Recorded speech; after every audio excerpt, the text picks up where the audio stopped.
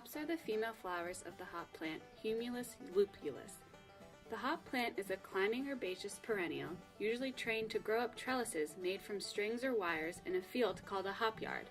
Hops are used for various purposes in beverages and other products. They are used primarily as a flavoring and stability agent in beer, to which they impart a bitter, tangy flavor. Many different varieties of hops are grown by farmers around the world, with different types being used for particular styles of beer.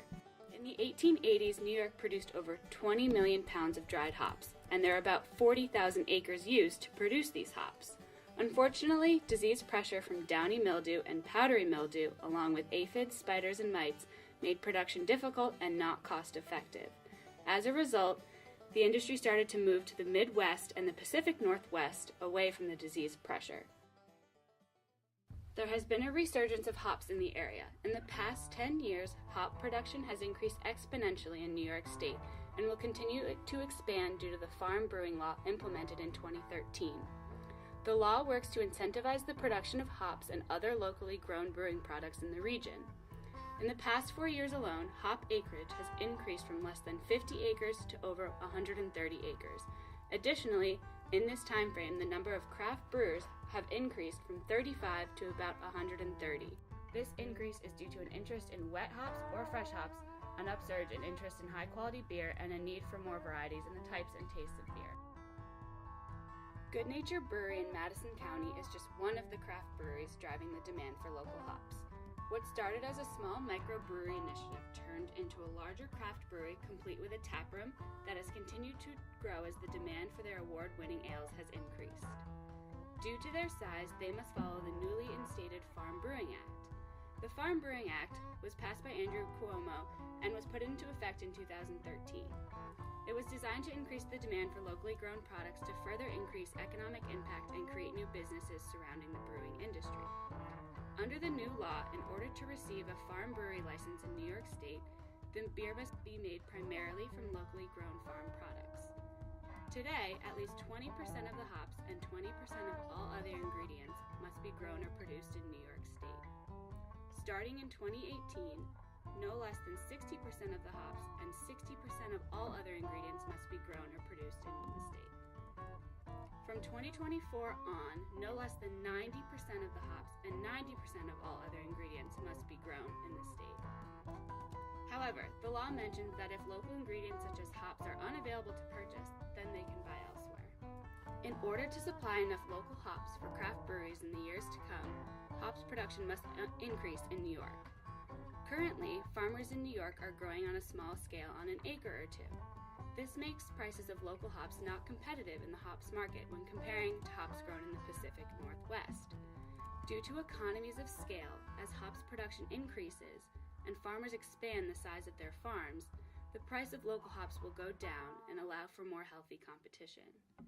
Small farms also lack the proper infrastructure to process the hops once they are picked.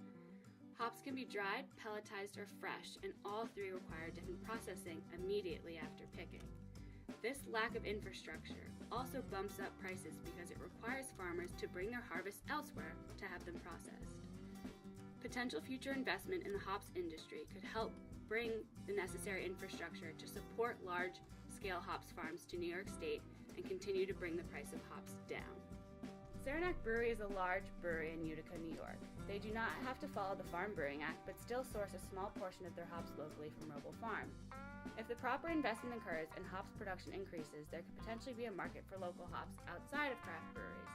Large breweries buy their hops from the Pacific Northwest and Europe due to low prices and consistent quality product. However, if New York increases their hops acreage and production, large breweries might also begin to drive even more demand. However, this potential growth and increased infrastructure is all dependent on whether or not hops can withstand the changing climate in years to come. Hops are extremely susceptible to disease and require proper irrigation, specific altitude, and suitable drainage. According to hop expert Steve Miller from the Cornell Cooperative, hops have been able to flourish in the Pacific Northwest because of its altitude and dry climate. As a result, the hop plants are less susceptible to disease, fungi, and pests. In New York, which also has an optimal latitude between 36 and 45 degrees, hop plants are able to flourish and will continue to survive, but unfortunately are more at risk due to the moistness and humidity of the area.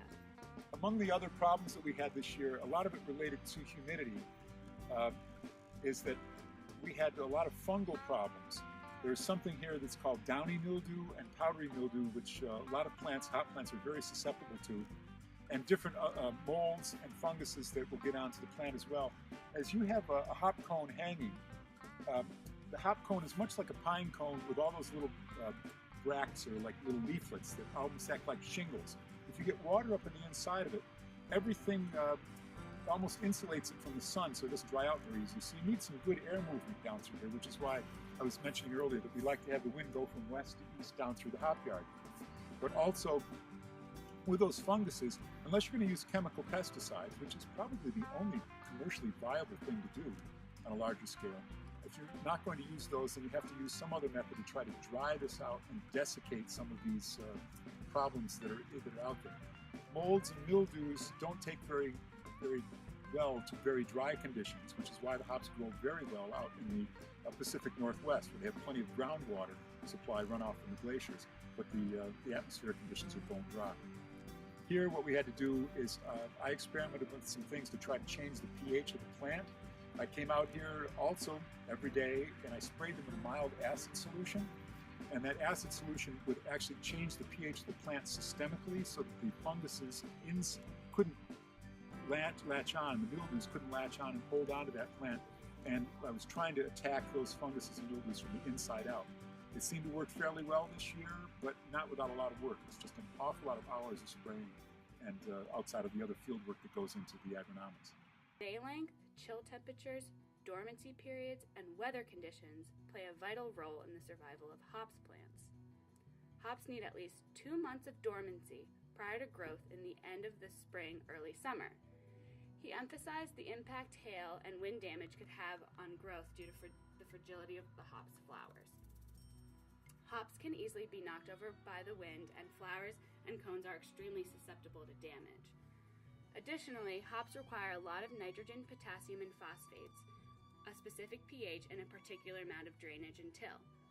All of these factors contribute to the overall health and sustainability of hops.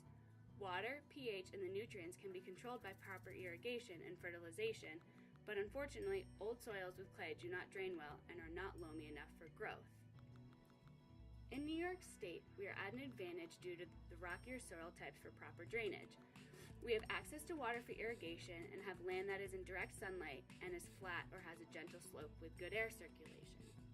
According to Steve, the next 5 to 10 years of hop production is hopeful because hop growth in this region will be able to sustain increases in climate variability. He strongly believes that hops will be able to survive increases in air temperature and soil temperature in the near future, and warming could help with reduced frosts. The future success of the hops industry in Madison County is dependent on both the increased investment resulting in increased acreage and infrastructure, but also the impacts of the changing climate. As of now, there are less than 200 acres of hops in the state, and according to Steve, the state could potentially support over 1,000 acres. It is important to consider how the growth of hops in Madison County will impact other local agricultural sectors. We would not want one sector to grow while hurting another. If hops production grows, then we need more farmers. However, depending on how profitable the industry becomes, it could change incentives of farmers in other industries and cause a shift in the type of agricultural practices going on. Whether that's for better or worse, we will not know until the changes are realized.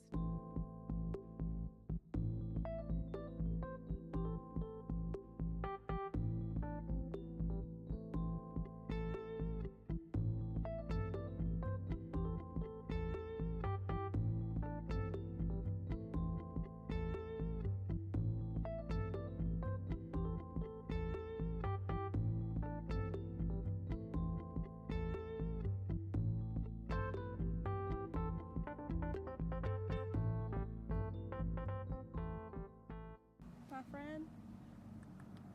Come here. Oh, and all the chickens.